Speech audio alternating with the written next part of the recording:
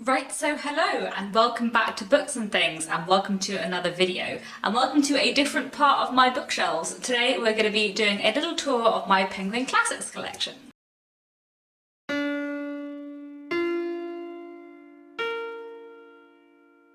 So, I don't usually film in this section of my bookshelves, I usually film over here, but this is my newest bookshelf, and it is mostly filled with Penguin Classics. You can only see two of them right now, but I have three shelves of Penguin Classic books here.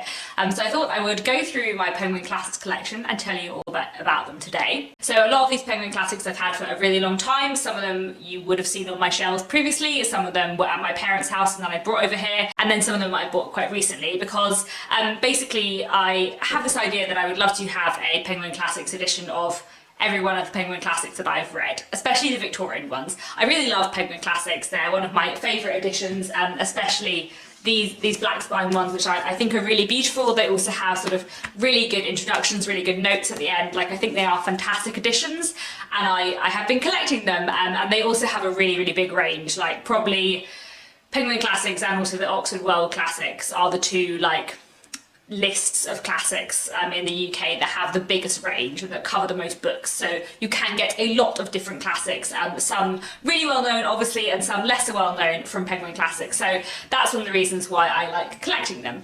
So I do have quite a lot, so I thought I would go through them today and tell you about the books that I have on my shelves that are Penguin Classics. So obviously I'm posting this video during Victober, but not all the Penguin Classics I have are Victorian, though the vast majority of them are. I won't lie, here to here, all Dickens. So the majority are Victorian, but obviously some of them are not Victorian, but I thought I would go through my Penguin Classics collection for you today because I thought it might be fun. So as I said, I have these two shelves here, and then I have a third shelf at the bottom, and also some Penguin Little Black Classics at the bottom as well.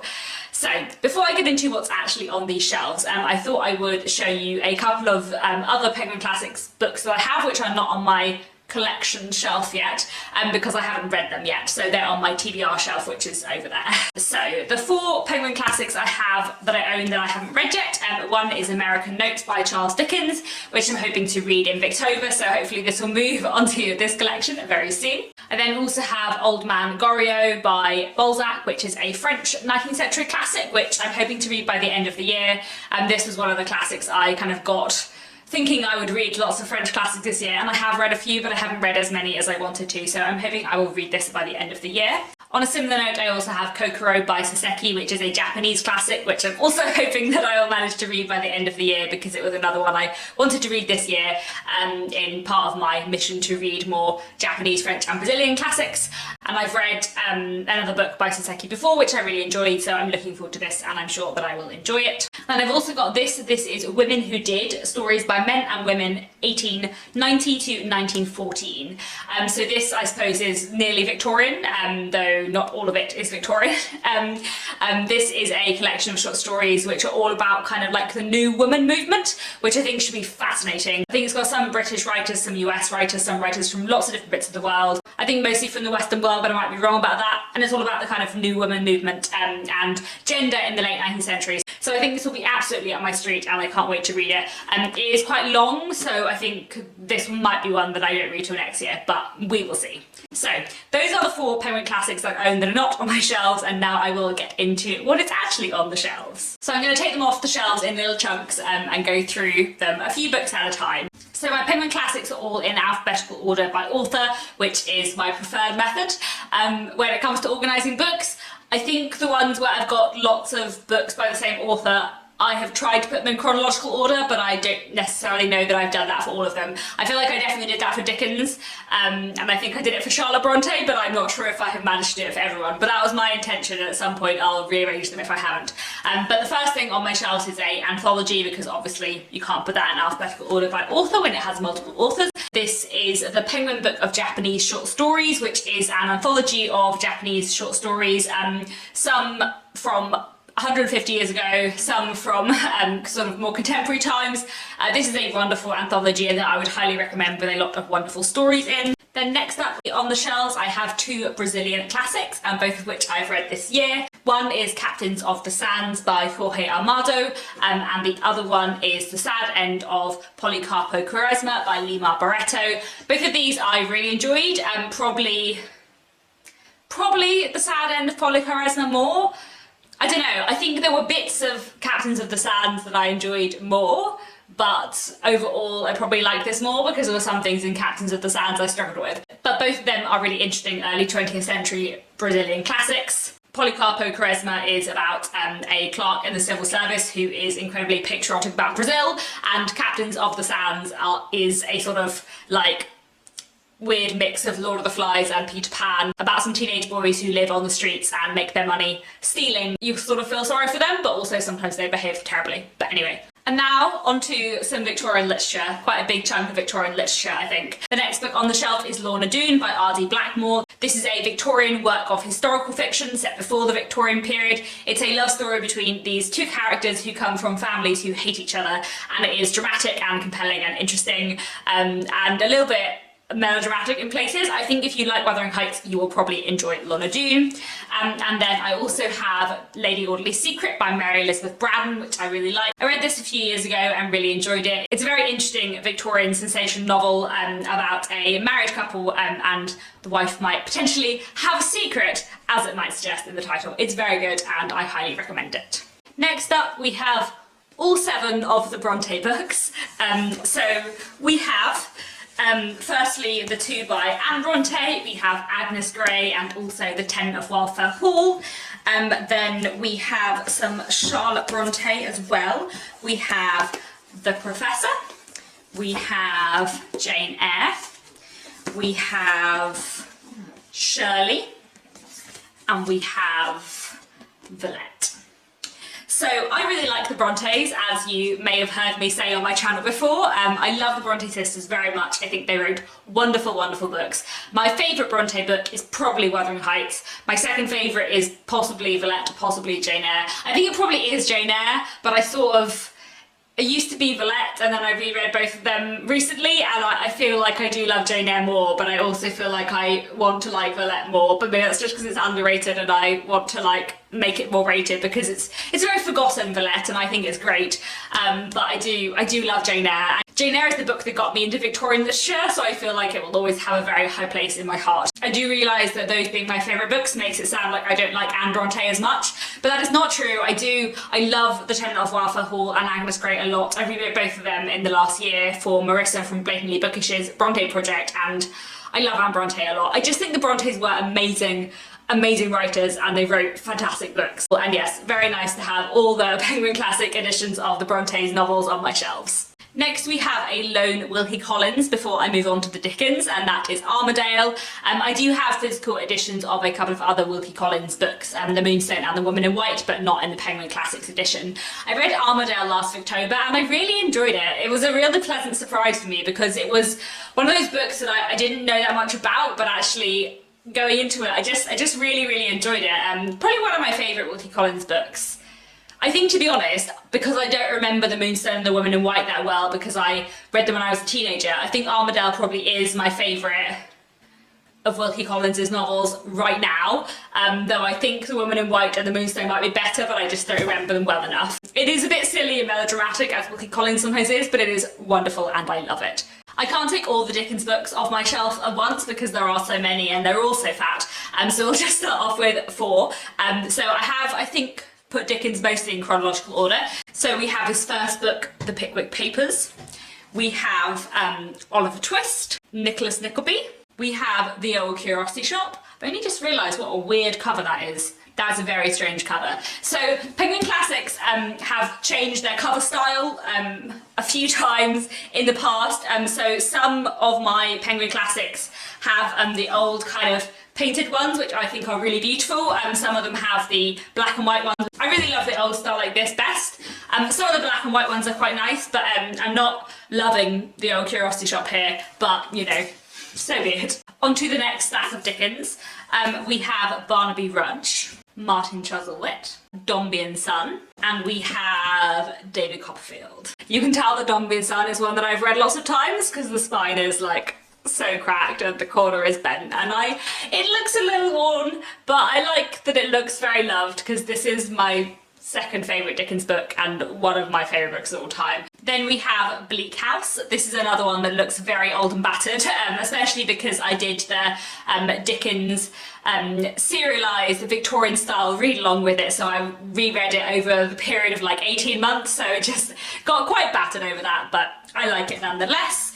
And then we also have Hard Times, and we also have Little Dorrit. Little Dorrit is another of my favourite Dickens actually. That's my third favourite after Our Mutual Friend and Dombey and Son. It is a wonderful, wonderful read.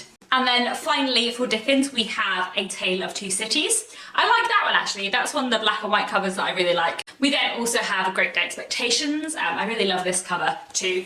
And then we also have Our Mutual Friend. I love this cover actually. I'm really glad I have this edition because it's so beautiful.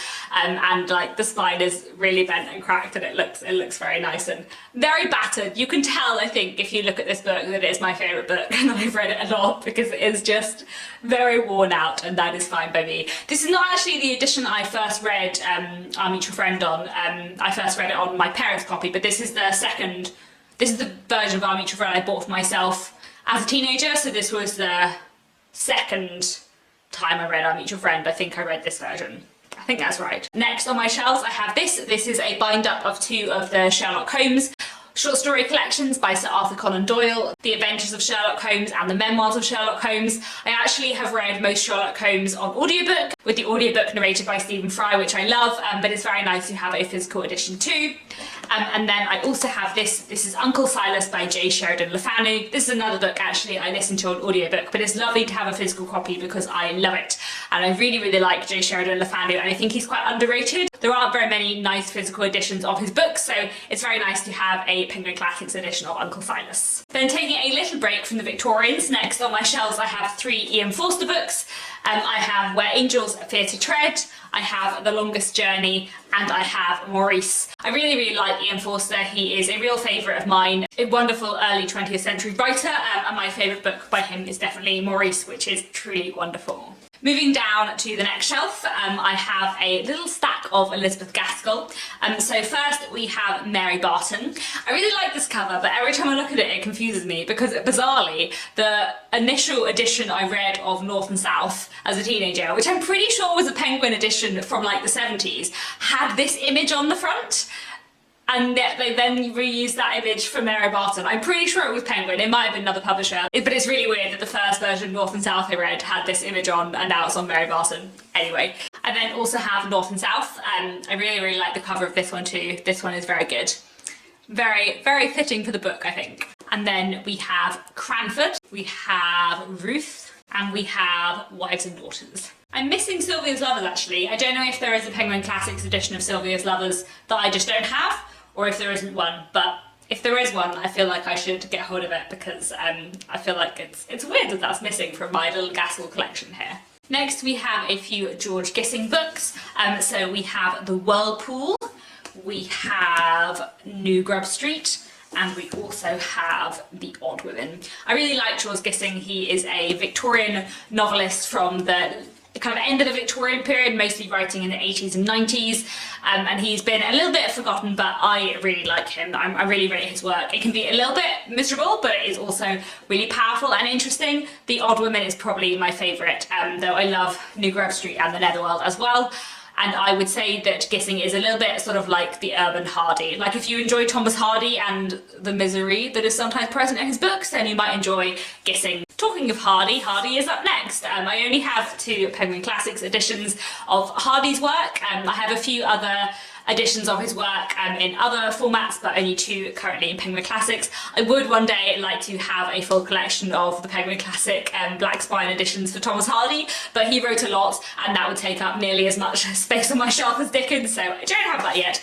But here I have two of my favourites. I have Jude the Obscure here, and I also have The Woodlanders. I really love this cover of The Woodlanders. I think it's really, really beautiful. These are like my first and my third favourite Thomas Hardys, but my second favourite is probably Far From the Madding Crowd, which I don't have in Penguin Classics edition yet, but perhaps I will get that at some point. Next on my shelves we have The Egoist by George Meredith. This is a very long, very dense, wonderful Victorian novel. It is the least accessible Victorian novel I have read. It is not for beginners, but once you get into it and get past the difficulty of the language, this book has wonderful things to say about gender and is such a great read. Here I also have News from Nowhere and Other Writings by William Morris. News from Nowhere is William Morris's socialist utopian novel, and there's also some of his other pieces of writing in here. William Morris, if you don't know, was a very prominent figure in the arts and crafts movement and was kind of really interesting in terms of changing how people thought about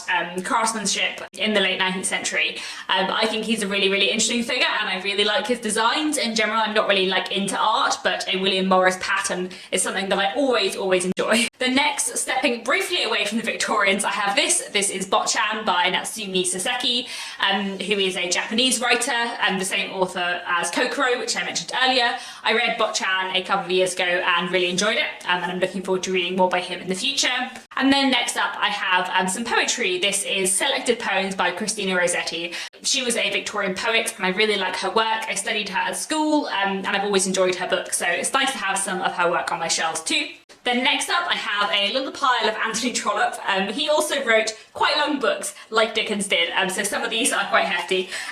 This one's not to start with, but this is Dr. Wurtle's School, which is one of my favourites by him.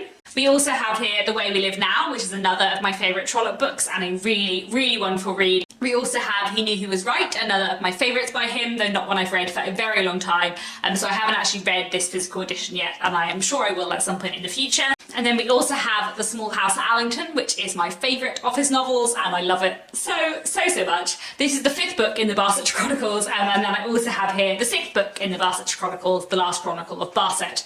At some point I would like to have Penguin Classic editions of the whole of the Chronicles of Barsetshire, but I do not have that yet. Then next I have 2 H.G. Wells novels, Love and Mr. Lewisham and The History of Mr. Polly. I really like H.G. Wells, especially actually his realist fictions. Both of these are work of realist fiction. His science fiction is really interesting, but what I love most about him is when he writes about kind of upper working class, lower middle class life in the late 19th and early 20th century, so highly recommend both of these. And then finally for the books in the regular Penguin Black Spine edition, I have this, which is The Importance of Being Earnest and Other Plays by Oscar Wilde, which is a collection of his plays. I really like Oscar Wilde, I really enjoy his plays. This is a great read.